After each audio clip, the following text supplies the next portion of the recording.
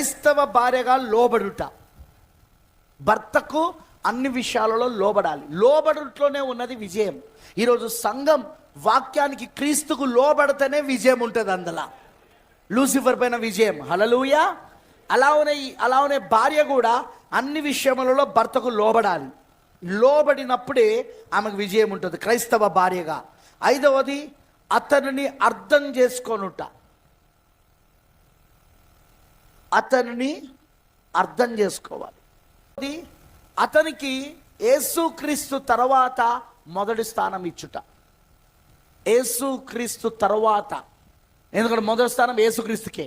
ఎవరి హృదయంలో అయినా సరే, పురుషుని హృదయంలో అయినా, స్త్రీ హృదయంలో అయినా, భర్త హృదయంలో అయినా, భార్య హృదయంలో అయినా, పిల్లల హృదయాలలో అయినా మొదటి స్థానం ఎప్పుడు యేసుక్రీస్తుకే ఉండాలి.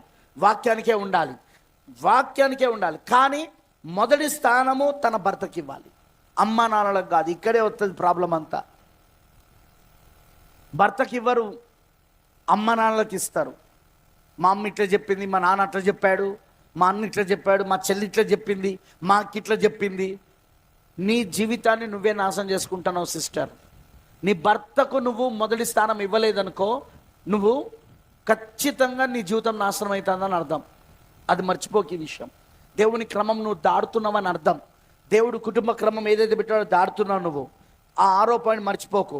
7వ పాయింట్, తల్లి ఇంటిలో యజమానురాలైన బోధకురాలైన స్త్రీలకు చాలామందికి బోధించాలని కోరికుంటుంది. ఇప్పుడు మీకు అవకాశం ఏంటో తెలుసా? సంఘంలో ఉన్న పులిపిడి దగ్గర నుండి కాదు మీరు బోధించాల్సింది, ఇంట్లో మీ పిల్లలకు మీరు బోధించాలి. మీ పిల్లలకు ఉపదేశం చేయాలి. కావాలంటే మీరు సామెతలలో చదవండి. 31 సామెతలో అక్కడ గుణవతైన భార్య గురించిన గుణలక్షణాలు రాశాడు. ఆ గుణలక్షణాలన్నీ మీలో ఉండాలి. గుణవతైన భార్యగా ఉండాల్సిన ఆ 31 అధ్యాయంలోని గుణలక్షణాలన్నీ మీలో ఉండాలి. అవన్నీ మీలో కనబడాలి. అందుకే అక్కడ అన్నాడు, గుణవతైన భార్య దొరుకుట. అర్థం, భార్య దొరుకుతుంది కానీ గుణవతైన భార్య దొరుకుట అరుదు. అట్టిది ముత్యము కంటే అమూల్యమైనది.